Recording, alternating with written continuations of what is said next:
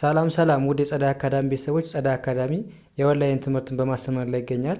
የምናስተምራቸው ትምህርቶች አማርኛ፣ እንግሊዘኛ፣ ሂሳብ እንዲሁም ሌሎችን ትምህርት እያስተማር እንገኛለን። ለመማር የምትፈልጉ ቤተሰቦች ባዮ ላይ ወይም ቪዲዮ ላይ ባስቀመጥኩት ቁጥር በማንኛውም ሰዓት በመደወል ሁሉንም ትምህርት መማር ይችላሉ። ይደውሉ፣ መማር ይችላሉ።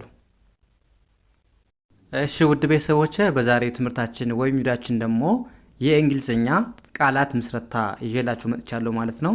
እንግዲህ እንግሊዘኛ ቃላት እንዴት በቀላል መንገድ መመስረት እንደምንችል፣ እንዴት በቀላል መንገድ ማንበብ መጻፍ እንደምንችል እናያለን ማለት ነው። እንግዲህ አብዛኞቻችሁ ማንበብ ላይ ትንሽ የምትቸገሯላችሁ። እሱ ምንድነው የምትቸገሩበት ምክንያት ምንድነው ካላችሁኝ፣ አናባቢዎችን ለይታችሁ አለማወቅ፣ የአናባቢዎችን ድምጽ በረጅምና በአጭር ድምጽ እንዴት ማንበብ እንደምንችል አለማወቅ ይመስለኛል። ስለዚህ ለዛ መፍትሄ ይሆናል ብዬ ያሰብኩት ትምህርት አለ። እሱን ነው ይዤላችሁ የመጣው ማለት ነው። ስለዚህ ምን ማድረግ አለብን? እዚህ ጋር የምታዩዋቸው ቃላቶች አሉ። እንዴት ማንበብ እንደምንችል እናያለን። እዚህ ጋር አሁን ሌላ ቪዲዮ ላይ ሰርቻለሁ። አጭር ድምጽና ረጅም ድምጽ እንዴት ማንበብ እንደምትችሉ ሌላ ቪዲዮም ሰርቻለሁ። እሱም ገብታችሁ ማየት ትችላላችሁ። ግን እዚህ ጋር ምንድነው ማሳያችሁ? አሁን እዚህ ጋር ስንት አናባቢ አለ? አንድ አናባቢ አለ። ማነች አናባቢዋ? ኤ ነች። ስለዚህ እዚህ ጋር አሁን ጥያቄው ቢኤን እንደ ባል አንብባት ነው ወይስ እንደ ቤል አንብባት ነው የሚለው ነው ግራም ያጋባችሁ ነገር። ስለዚህ ቢኤን እንደምን ማንበብ ነው? እንደ ባ ነው የምናነባት። አንድ አናባቢ ከሆነ ኤ አ ሚል ድምፅ አላት ማለት ነው። ኤ አ ሚል ድምፅ አላት። ስለዚህ እንደ ባ ነው የምናነባት ማለት ነው። አ ሚል ድምፅ አላት አንድ አናባቢ ከሆነ። ሁለት ከሆነ ደግሞ እንደ ኤ እናነባታለን። እዚህ ጋር ለምሳሌ ቤ ብለን እናነባት ነበር ማለት ነው። ስለዚህ እዚህ ጋር አንድ አናባቢ ብቻ ነው የምታዩት ያለ ኤ ብቻ ነች። ሌላውን ለምሳሌ እዚህ ጋር ኤ ወይም አይ ምናምን ቢኖር ቢኤን እንደ ቤ ነበር የምናነባት፣ እንደ ባ እናነባትም። ስለዚህ በዛ መሰረት ቢኤን አሁን እንደ ባ ነው የምናነባት።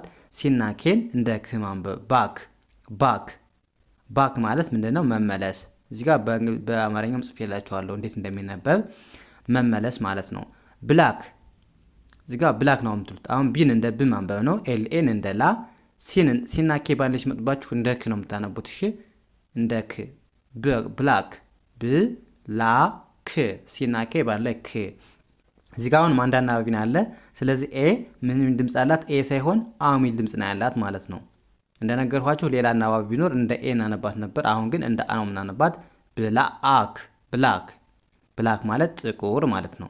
ያ እዚህ ጋር ሳይሆንም በተመሳሳይ ኤችኤን እንደምን ማንበብ ነው? እንደ ሄ እናነብም፣ እንደ ኻ ነው። ኤንን እንደ ነ፣ ዲን እንደ ድ። ሃንድ ማለት እጅ ማለት ነው። ያ እዚህ ጋር ፒኤን እንደምናንብባት አሁንም እንደ ፓ ማንበብ፣ ኤስን እንደ ስ፣ ቲን እንደ ት። ፓስት ማለት ያለፈ ማለት ነው። ያለፈ። እዚህ ጋር ፒኤን እንደምን ማንበብ ነው? እንደ ፓ። አረንስ እንደ ር፣ ቲን እንደ ት። ፓርት ማለት ክፍል ማለት ነው። እዚህ ጋር ኤልኤን አሁንም እንደምን ማንበብ ነው? እንደ ላ። ኤስን እንደ ስ፣ ቲን እንደ ት። ላስት።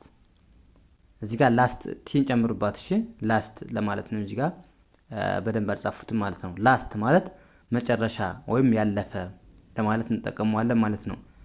እዚህ ጋር ፒን እንደ ፕ ማንበብ፣ ኤልኤን እንደ ላ፣ ኤንን እንደ ን።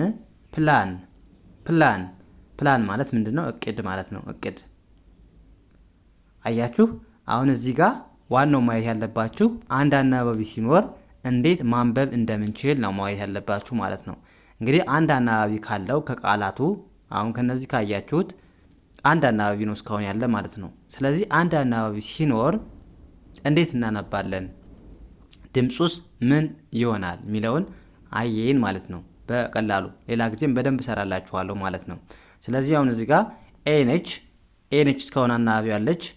የኤ አንድ አናባቢ ሲኖር ድምጿ ምን አይነት ነው? ወይም እሷ ብቻ ከሆነች ሌላ አናባቢ ከሌለ እንደምን እንደምትነበብ አየን ማለት ነው። እንደ አ። ሌላ ጊዜ ደግሞ አሁን አሳያችኋለሁ። አሁን በቀጣይ የምናየው ምንድነው? ሁለት ወይም ከዛ በላይ አናባቢ ሲኖር እናያለን ማለት ነው። አሁን እዚህ ጋር ግን አንድ አናባቢ ካለው ኤ ሚል ድምፅ ሳይሆን ያላት አ ሚል ድምፅ ነው ያላት ማለት ነው። ስለዚህ ቢኤን እንደ ባ ነው የምናነባው። እሺ ከዛ እዚህ ጋር ሲና ኬ ባንዴት መጥባችሁ ሁሌም እንደ ክ እንደምታነቡ ነግሬያችኋለሁ። ባክ ብላችሁ ማንበብ። ብላክ ምን አለ ማለት ነው? አ ሚል ድምፅ አለ። ሃ ስትሉ ሃንድ፣ አ ሚል ድምፅ አለ። ፓ ስትሉም አ ሚል ድምፅ አለ። ፓስት። ፓ ስትሉም አሁን አ ሚል ድምፅ አለ። ፓርት። ላ ስትሉ ላ ሚል ድምፅ አለ። አ ሚል ድምፅ አለ። ላስት። ፕ ላ ሚል ድምፅ አለ። ላን ፕላን።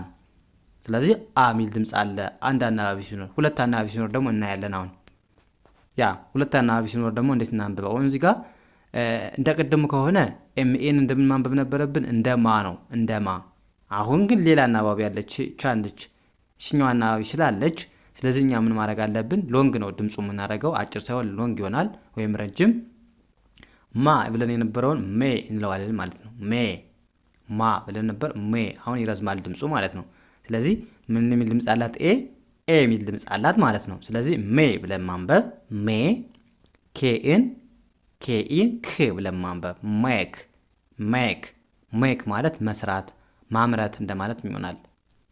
አያችሁ እዚህ ጋር ልዩነቱ ምንድነው አላችሁኝ? ኤምኤን እንደ ሜን ያነበብነው ቅድም እንደ ማ ነው ስናነበው ነበር፣ ምክንያቱም አንድ አናባቢ ስለነበር ድምፁ አጭር ነው። እዚህ ጋር ግን ሁለት ከሆኑ ሌላ አናባቢ ያለ ኢ ስላለች ማ የሚለው ድምፅ ተቀይሮ ሜም ይሆናል ማለት ነው። ስለዚህ ኤምኤን ሜ ብለን ኬኢን ሜክ ማለት መስራት ማምረት ነው ብያቸዋለሁ። እዚህ ጋርስ አሁንም በተመሳሳይ እችኛዋ ኢ ባትኖር እንደ ታ እናነባት ነበር፣ ግን ሁለት አናባቢ ያለ። አሁንም ቲኤን እንደምን ማንበብ ነው? እንደ ታ ሳይሆን እንደ ቴ ማንበብ፣ ኬኢን ቴክ ማለት ምንድን ነው? መውሰድ ማለት ነው። መውሰድ። እዚህ ጋርስ ኤልኤን እንደምን ማንበብ? እንደ ሌ ማንበብ፣ ቲኢን ት ብለን ማንበብ፣ ሌት ማለት ምንድን ነው? ማርፈድ መዘግየት ማለት ነው። እዚህ ጋር አሁን ኤልኤን እንደ ላ አላነበብንም፣ እንደምናነበብ ነው እንደ ሌ ነው ያነበብነው። ምክንያቱም ሁለት ናቸው አናባቢዎች። ኤ በዚህ ሰዓት ምን አይነት ድምፅ አላት ማለት ነው? ኤ ሚል ድምፅ ነው ያላት እንጂ አ ሚል ድምፅ አይኖራትም ሁሌም ማለት ነው። ስለዚህ ኤልኤን እንደ ሌ ያነበብነው፣ ቲኤን እንደ ት፣ ሌት ማለት ማርፈድ። እዚህ ጋር ፒን እንደ ፕ ማንበብ፣ ኤልኤን ሌ፣ ሲኤን በአንድ ላይ ስ ብለን የምናነበው፣ ፕሌስ ማለት ቦታ። አሁን እዚህ ጋር እያችሁ አ ሚል ድምፅ የለም፣ ምክንያቱም ሁለት ናቸው እዚህ ጋር ኤ እና ኤ ያሉ። አሁንም ፕሌስ ማለት ቦታ። እዚህ ጋርስ ቢኤን አሁን እንደ ባ ነው የምናነበው ወይስ እንደ ቤ? እንደ ቤ። ተመሳሳይ ነው። ኤስኢን ዝ ቤዝ። እዚህ ጋር ኤስኢ እንደዚህ ነው የተነበቡት ማለት ነው። አንዳንዴ ይነበባሉ። ቤዝ ማለት መሰረት ዋና ማለት ነው። ይሄኛውስ አርኤን እንደ ሬ ማንበብ፣ ሲኢን እንደ ስ፣ ሬስ ኤ የሚል ድምፅ አለ አሁን ማለት ሬስ ማለት ምንድን ነው? ዘር፣ የሰው ማለት ነው። የሰው ዘር ሬስ ይባላል። ኤስ ምን ያህል? ኤፍኤን ፌ አርን ር ፌር ማለት ትክክለኛ ፍትሃዊ ማለት ነው። ፌር ስንል አሁን ኤፍኤን እንደ ፌ፣ ከዛ ኤ አይን አናነብም፣ አርን እንደ ር ማንበብ። ሁለት አናባቢዎች ሲመጡባችሁ የመጀመሪያውን አናባቢ ብቻ ነው የምታነቡት ማለት ነው። ስለዚህ ኤን አንብባችሁ አይን አታነቡም። ኤፍኤን እንደ ፌ፣ አርን እንደ ር ማንበብ ነው። ፌር ትክክለኛ ወይም ፍትሃዊ ብለን መመለስ እንችላለን። ስለዚህ ዛሬ በቀላሉ ኤ እንዴት እንደምትነበብ በትንሹ በደንብ ሰራላችኋለሁ ቀጣይ ማለት ነው። ስለዚህ አሁን በአጭር ድምፅ ሲሆን አጭር ድምፅ ማለት አንድ አናባቢ ሲኖረው አይተናል። ኤ እንደ አ እንደምትነበብ፣ ሁለት ወይም ከዛ በላይ አናባቢ ሲኖረው ደግሞ እንደ ኤ እንደምትነበብ ኤ ማለት ነው። የኤ አናባቢ ሁለት አይነት ድምፅ አላት፣ እንደ አና እንደ ኤ። ስለዚህ እንደ አ የምትነበበው መቼ ነው? አንድ አናባቢ ሲኖራት። ሁለት ወይም ከዛ በላይ አናባቢ ሲኖራት ደግሞ እንደ ኤ እንደምትነበብ አይተናል ማለት ነው። ስለዚህ በዚህ መልኩ ተለማመዱ ላለውኝ። ቀጣይ በሌላ ትምህርት እስከምንገናኝ መልካም ጊዜ ተመኞላችሁ። ሰናይ ጊዜ